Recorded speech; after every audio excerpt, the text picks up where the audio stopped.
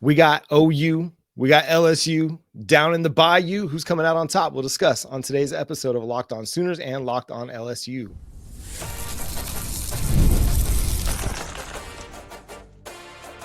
You are Locked On Sooners, your daily podcast on the Oklahoma Sooners. Part of the Locked On Podcast Network, your team every day. What's up, everybody? Welcome to a special Locked On crossover edition of Locked On Sooners and Locked On LSU. Today's episode is brought to you by FanDuel. You can get started with a big return over on FanDuel. New customers can place a $5 bet, and you'll get started with $150 in bonus bets if you win your first $5 bet. Visit FanDuel.com to get started. I'm John Williams. This is Matt Moscona of Locked On LSU, and it's a big game, I think, for both programs, even though they're not exactly where they want to be going into this game, not playing for a playoff spot. But I think both still have a ton to play for, Matt. Yeah, John, I don't know that I'm going to go with the both still have a ton to play for angle. Then both these programs have been in the situation where it's like you come into a season and your expectation is 12-team playoff, conference champion, SEC champion, national champion.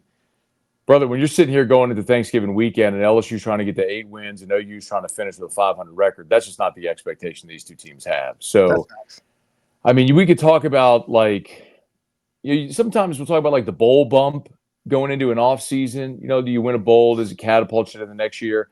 I think from an LSU perspective, I don't know.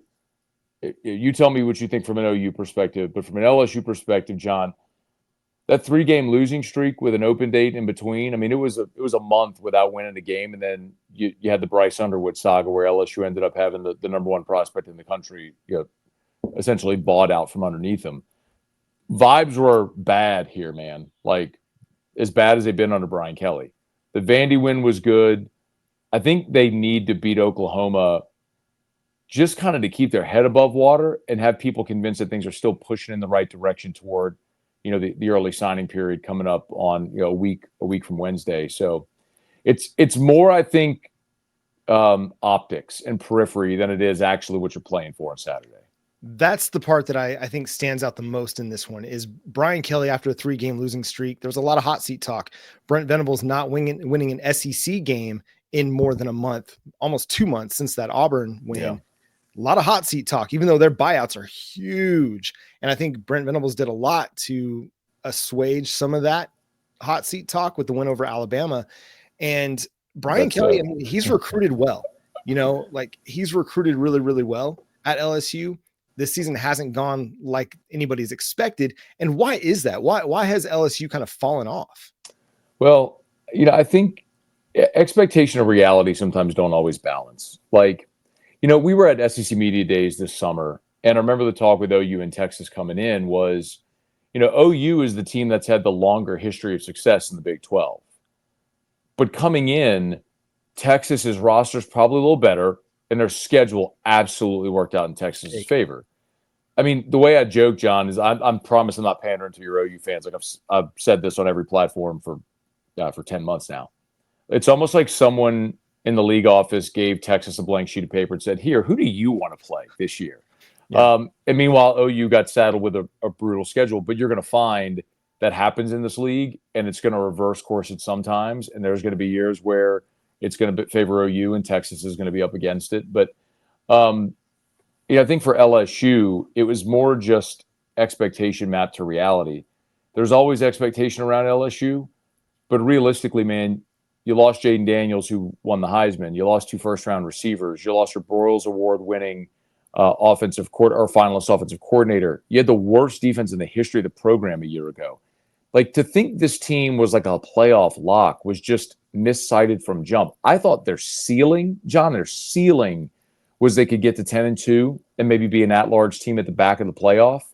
And as it settles, they're going to probably be sitting there at 8-4 if they get past OU at home on Saturday. And that's probably more realistic with what was in line with this team. They had some nice moments and they had some not great moments this year as well. So I think it's more just mapping expectation to what was reality, I think. Yeah, and I think probably I had a more realistic view of LSU than I even had of Oklahoma. I felt like Oklahoma was going to be able to overcome some of the losses. They just weren't able to do that for a lot of this season, especially along the offensive line, man. That's really been what it's been is, yes, there's been a lot of injuries, but the fact that you turned over so much of your offensive line at Oklahoma, that created this disproportionate expectation versus reality, as you're talking about with LSU. So you mentioned the hot seat talk. So here that people could say all they want, Brian Kelly's not on the hot seat. Like it's just, if they were to fire him, his buyout would be over $60 million. And it's just, LSU isn't A&M. They're not going to, that's just not, there's a better chance, John, of me waking up tomorrow with a full head of hair than LSU paying that buyout. So like the way I've said it is, for better or worse, LSU and Brian Kelly are financially bound to each other for a decade. He ain't going anywhere. Was the Venables stuff real?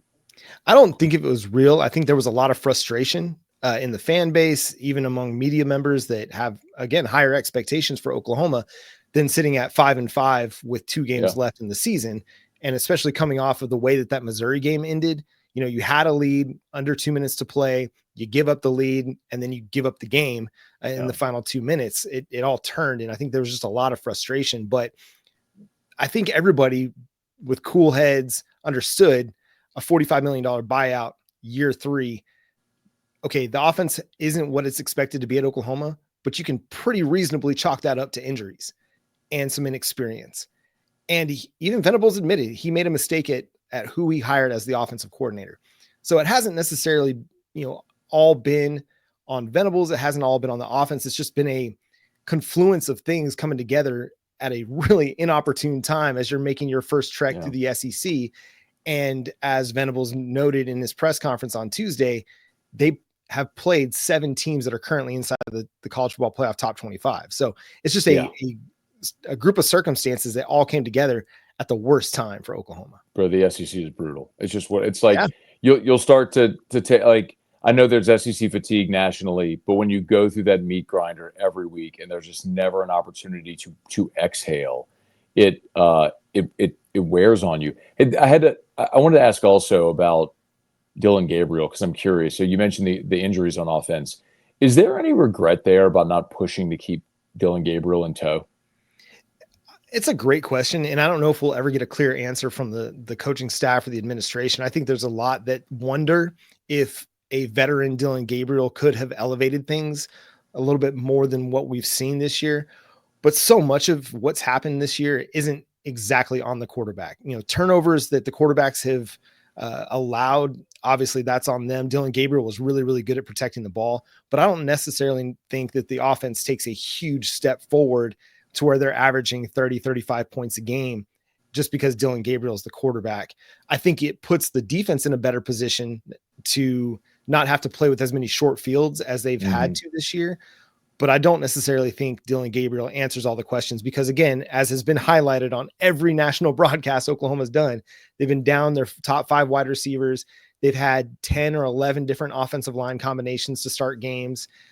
Everybody that they've projected, except for their right guard to start the season, has been in and out of the lineup. So I don't think, as good as Dillon Gabriel is, and I have a high amount of respect for what he did at Oklahoma in the 2 years he was here, I don't think that he does enough in and of himself to raise Oklahoma's offensive standard. Yeah. Do you, it's easy. Like, I've watched OU a bunch this year. And it's just so obvious. You can see that just the struggles offensively, and by the time you play 11 games, like the numbers, like you are what your record and your numbers say you are. The same is true for LSU, for every team really, when you play 11 games. So OU's last in the league in total offense, second to last in scoring offense. Like, what type of offense is realistic to expect Saturday in Baton Rouge? Like, at its peak, at its best, what can Oklahoma be Saturday? I think if they go into this game against LSU with a similar game plan to what they had for Alabama offensively, I think that gives them their best chance at success. If they're forced to play in a shootout with Garrett Nussmeier and Kyron Lacey and Caden Durham and have to try to run up the score, I don't think it bodes well for the Sooners. I think they need to be able to play a ball control style of offense and run the ball as much as they possibly can. They ran it 50 times against Alabama. They need to have a similar type of avenue this weekend against LSU because, again, they don't want to get into a shootout. Yeah. I think Oklahoma's defense is good enough to potentially not allow that to happen. But LSU, man, they've got some playmakers, and we're going to talk more about those guys, talk more about some keys to the game as well. I want to hear about Garrett Nussmeier. I mean, he's had some ups and downs, and so you're going to have to talk to us about what he's been through this season for the LSU Tigers. We'll do that coming up next here on Locked On Sooners and Locked On LSU. Get ready to tackle the NFL action with FanDuel, America's #1 sportsbook, because right now new customers can get $5 back if they play, or sorry, $150 back in bets if they win their first $5 bet. The FanDuel Sportsbook app gives you everything you need to place live bets on the NFL all in one place. So when you get a hunch in the middle of the game, you can check out the latest stats, view live play-by-play, and so much more on the same page where you place your bets. Just visit FanDuel.com to join today. Looking at the odds right now, LSU's favored by -5.5 at home against the Oklahoma Sooners. If you want to get started, go place your first $5 bet. You'll get started with $150 in bonus bets if you win that first $5 bet. That's FanDuel.com. Never waste a hunch and make every moment more with FanDuel, an official sportsbook partner of the NFL. Again, thanks for making Locked On LSU, Locked On Sooners, your first listen every single day, part of the Locked On Podcast Network, your team every day. So, Matt, talk to us about LSU's offense. You talked about Jaden Daniels and how there was going to be a drop-off. The dude was heroic, Herculean last year for the Tigers, and you'd expect there to be some drop-off, but there's still a lot of skill talent with that LSU Tigers team. So, Garrett Nussmeier, he's been really, really good in some games. Where has some of the disconnect been with the LSU offense when they've had that losing streak? It's been the running game. It's been the running game all year. And it's so odd because coming into this season, we all looked at the LSU offensive line as arguably the best unit in the country. And that's not hyperbole. Will Campbell, the left tackle, is a projected top half of round one type guy. Emory Jones, the right tackle, entered this season as a projected first round pick as well. Now there's some talk about him coming back. Your two guards are both 4-year starters. And then your center is a new starter and a redshirt freshman in DJ Chester. He's the weak link. But when you have two, 4-year starters flanking you at either guard spot, it can lift you up a little bit. So there was great expectation, John. I mean, I don't know if you remember this, but when LSU played USC in the opener out in Vegas, that week, Will Campbell said, he made a lot of headlines. He's like, we're going to get in a fist fight. We're not going to go, party on the Vegas Strip. Like he said, point blank, we are going to run the ball. Got a lot of headlines. And LSU all season is just, it's been painful trying to watch them run the football. Now, Caden Durham, who you mentioned, has been a welcomed surprise because, man, if I go look at all my notes from fall camp, I don't know that I wrote Caden Durham's name down one time. I mean, it was all about Josh Williams as a sixth-year senior. Everyone was excited about Caleb Jackson, the rising sophomore. And, man, it just didn't happen for those guys. John Emery tore his ACL before the second game of the season. And Caden Durham emerged against South Carolina, and he has been a pleasant surprise offensively. But what they've started to do the last 2 weeks, as Brian Kelly has really involved himself more in the play calling, is they've gotten more balance. They had become so overloaded toward the pass that they had abandoned the run. And now the last 2 games, you've seen LSU with a more consistent and balanced approach. And I think it's taken some of that pressure off of Nussmeier. You asked about Nussmeier. The thing about Garrett is, like, if you're building a prototype, that's what it looks like, man. He's tall. He's got the arm. He can make every throw. You'll appreciate this comparison. I think he's got what I call athletic arrogance, a lot like Baker Mayfield, like where, you know what I mean? It's like when he plays for the other team, you don't love it, but you love it when he's your guy sort of thing. Garrett's got that. Yeah. I love that.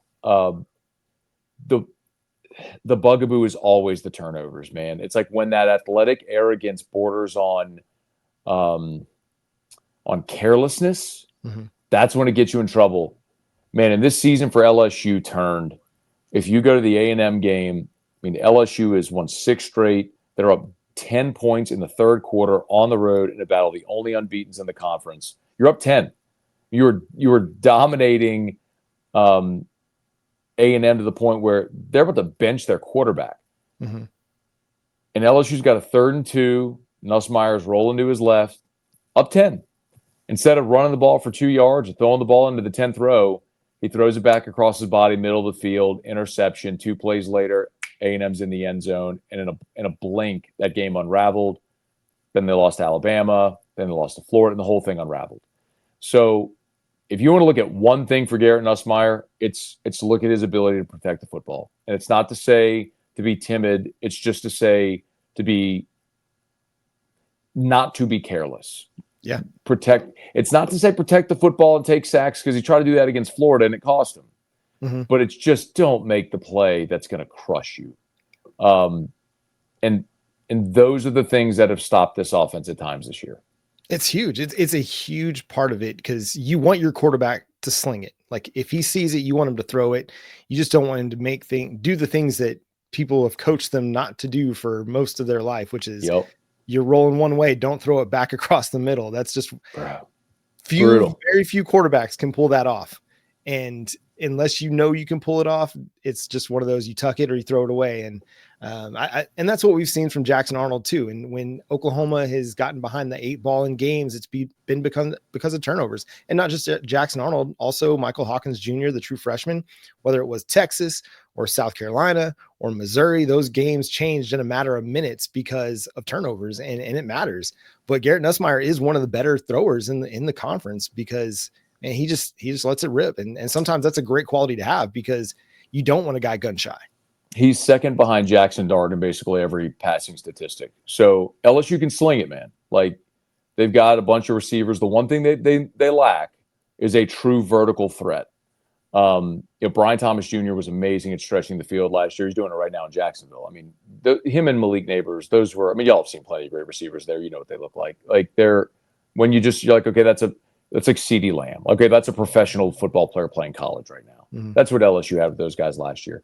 And they've got a handful of them this year that are all really good. They don't have the first rounder. Kyron Lacey's their best guy. Aaron Anderson, who's a former 5-star, shorter guy, but they use him in so many different ways. But what they've lacked is the true ability to beat you over the top.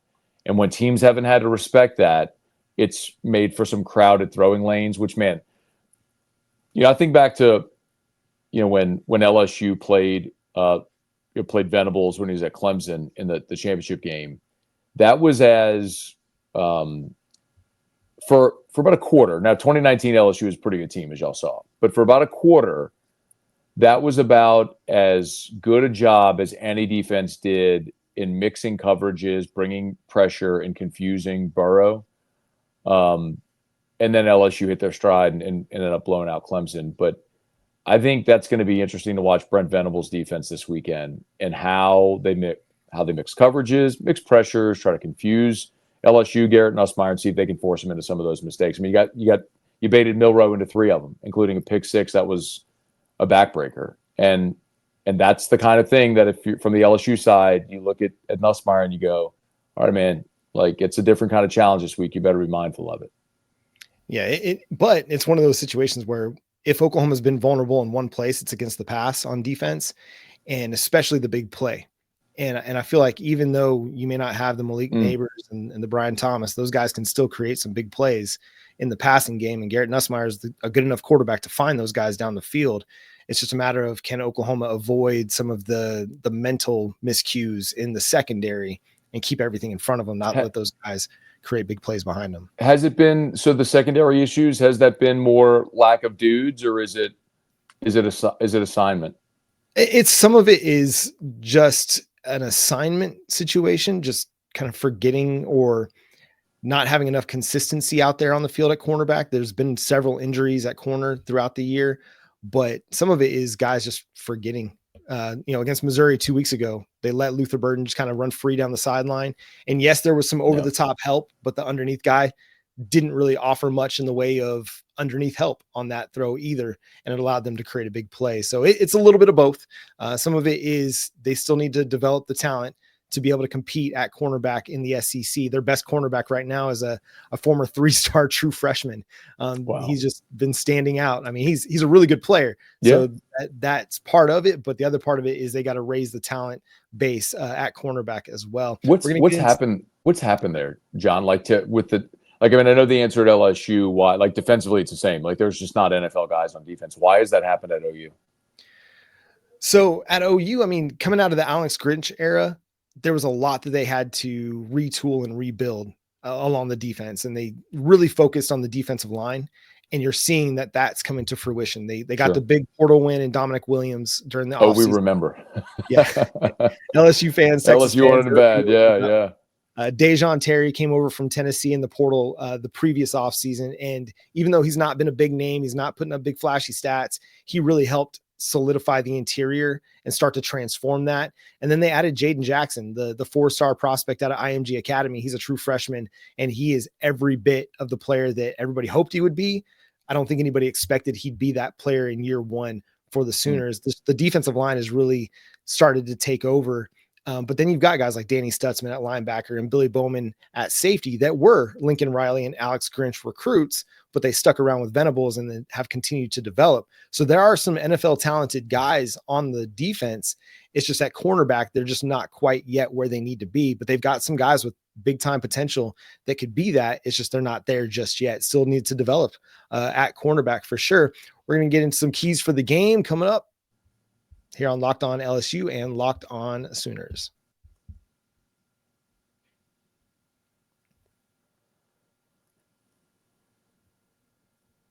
So Matt, I didn't get a chance to ask you about this just yet, but what do you expect the crowd to be like in Baton Rouge in Tiger Stadium? Because I had somebody comment on one of our shows that because it's Thanksgiving weekend, you may not have the student section that you're expecting. It may not be the crowd that people are expecting to see inside Tiger Stadium.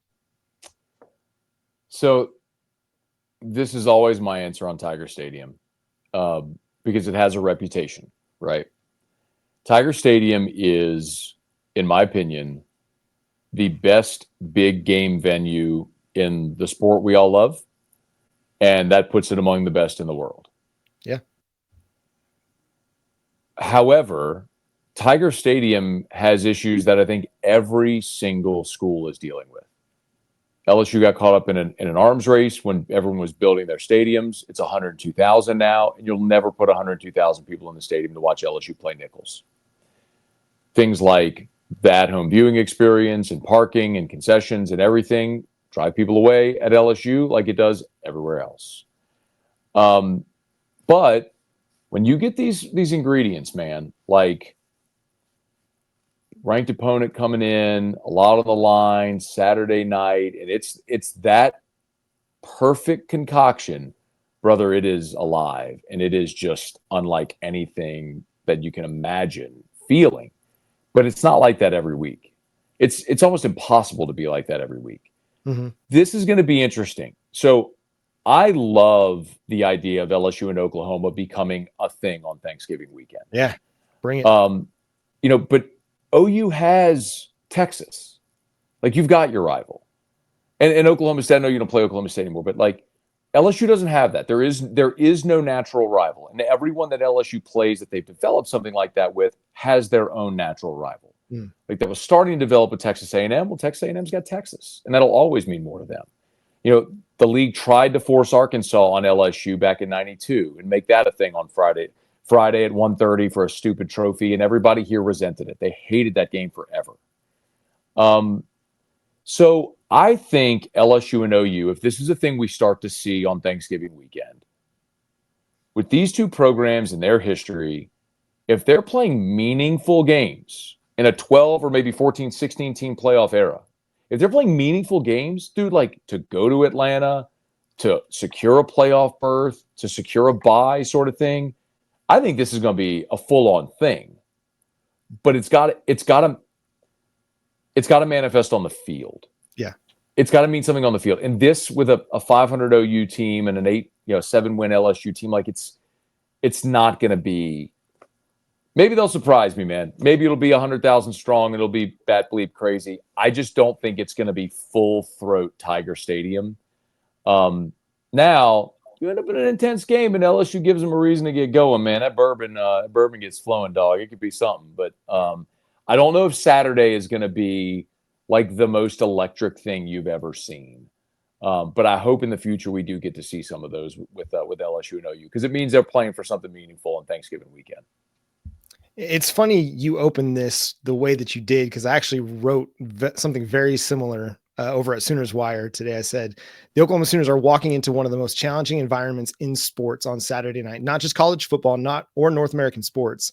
Few atmospheres around the world match the aura and energy of Tiger Stadium in Baton Rouge, Louisiana after dark. And so I'm not underestimating anything. I don't care what the records are. I don't care what the weekend is. I'm having this high expectation that Oklahoma's walking into one of the most hostile environments that they've ever walked into, because I think it could very well be that. You never know, because it's the first time that Oklahoma's ever played LSU inside Tiger Stadium. And we've seen this year how some of these firsts for Oklahoma have created a whole different kind of energy just by being the first year in the SEC. And I think that the two could create a nice little rivalry, given the history, the championship, games that they've played in the playoff games they've played against one another. So how do OU fans feel about this whole potentially playing every Thanksgiving, all that sort of, no bedlam anymore? Like, what's the vibe there?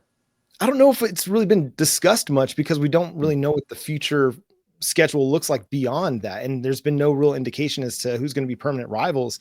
But as far as teams that I think everybody would be excited about playing every year, LSU's one of those. I know, Missouri's got the regional thing. Arkansas's got a little bit of the regional thing too, but you say you're going to play LSU every single year, and I think that's going to get everybody's ears, perked up a little bit more for that kind of a game. Brother, you'll learn this about the league. The SEC, when it comes to scheduling, will go through hell and high water to protect Bama, Tennessee, and Alabama, and Auburn, Georgia. Like, it's like those two games matter more than anything, and it annoys everyone here, because LSU has always drawn the short stick in scheduling, and quite honestly, just the whole stupid format with the one permanent opponent that was. Yeah. Like, there were guys, like, you would go a decade without playing a team in the league just because the format was set to protect those two games. So what I'm telling you is, when you look and you see the games that they're going to protect at all costs, and then the existing rivalries, the Egg Bowl, the Iron Bowl, Kentucky playing Louisville, Georgia playing Georgia Tech, like, brother, OU and LSU are stuck with each other on Thanksgiving weekend. Like, that ain't going nowhere. I will tell you, with it. That'd be great. That there's no other option. Like, unless if they stick LSU with Arkansas again and OU plays Missouri, which I don't think they're going to do. Like, I think this is the game the league is going to try to have as one of their centerpieces on Thanksgiving weekend, because those two brands are always going to be appealing television. And so I'll put it to you this way, John. If it goes any other way than LSU and OU playing on Thanksgiving weekend in perpetuity, I will be floored. I just don't know what it could be. Like, I don't know what the scenario could be. Well, and I think both fan bases actually would welcome that, because it's a program you have a lot of respect for in LSU, and I can't speak for LSU fans, but I imagine they've got at least some respect for OU as a program, much more than what we would have for Missouri or for Arkansas, and so it's a game that would definitely, quote unquote, mean more every single year, even if, we're not where we want to be this year. It's still a game that gets everybody up. I mean, we got OU fans in droves traveling down to Baton Rouge to go be a part of that atmosphere. I mean, I love it, man. Social media and the comment sections on YouTube, like, everybody's geeked up for this game. They're really, really excited about it. So one thing that could like stir the locals here, bro. You see an awful lot of that crimson and cream rolling around town. People might start go, "Oh, bro, come on, let's go." Like, that may get the juices flowing a little bit. By the way, I mean, I didn't even plan this today. I'm basically wearing an OU shirt on the show today. It's all right. Well, maybe your people will forgive you. We'll see. Also, hey, what do you think, man? What do you think for Saturday? So, I'm sorry. Go ahead. I was just going to say LSU's got, to me, the best yellow in college football. So I'm excited to see what their uniform combination is going to be like. Oh, bro, don't get me started on that. I'm a traditionalist. The white gold, the white jersey at home is LSU's look. It's classic. It's iconic. They've worn 6 different uniform combinations this year, and it makes me want to vomit. So I'm the wrong guy to ask about uniforms. That'd be super fun, though, if they did gold, white, gold, because that means Oklahoma would get to wear crimson on the road, which is not something they get to do. That's what they're going to do. Texas. So that'd be fun. Yeah, no, they're going to wear. I would be stunned if LSU didn't wear their traditional uniform in this game. But boy, it's a whole nother conversation, man. That's a Nike thing. But anyway, LSU will be wearing white jerseys at home, so OU will be in their crimson jerseys. Right on. That'll be fun. Before we get out of here, real quick, give me a key to the game for LSU. They've got to stop Jackson Arnold from running the football. When LSU has had a bugaboo, it's been their inability to stop a running quarterback. It was Marcel Reed against Texas A&M. Obviously, it was Jalen Milroe. Lenora Sellers killed them at South Carolina, but then LSU knocked him out of the game. LSU put up 38 in that game against South Carolina. So the Tigers can move the ball and they can score. But it's got to start. It's got to start defensively. Like, you cannot let Jackson Arnold run for 130 like he did against Bama. If LSU can make Jackson Arnold have to throw the football, especially like we talked about with the injuries to the receiving core and some of the injuries on the offensive line, LSU, while the stat sheet isn't going to look good, John, the one thing defensively they do exceptionally well is create havoc. Sacks, TFLs, negative plays, interceptions. Like, they'll give up yards, but they'll find a way to come up with that big play. You just cannot let OU run the ball 50 times for 250. Like, if that happens, that's LSU's surest fire way of losing the game. Yeah, and for Oklahoma, it just comes down to Jackson Arnold protecting the football. When they've had some bad moments and bad losses, it's because of turnovers. If he can contain and protect the ball, especially if they're going to run them, 25 times like they did against Alabama, if he holds onto the ball, then I like Oklahoma's chances to at least keep it close and maybe have a chance to win at the end of the game. But that's going to do it for this crossover edition of Locked On LSU, Locked On Sooners with Matt Moscona. I'm John Williams. Make sure you subscribe to both of our shows, Locked On LSU or Locked On Sooners, wherever you get your podcasts. We're free and available also on YouTube. So hit the subscribe button and the notification bell over there as well. Follow Matt over on Twitter for more LSU and SEC takes at Matt Moscona. You can follow me at John9Williams. But we'll talk to you more after this game and later in the week as we continue to break down OU LSU. For Matt Moscona, I'm John Williams.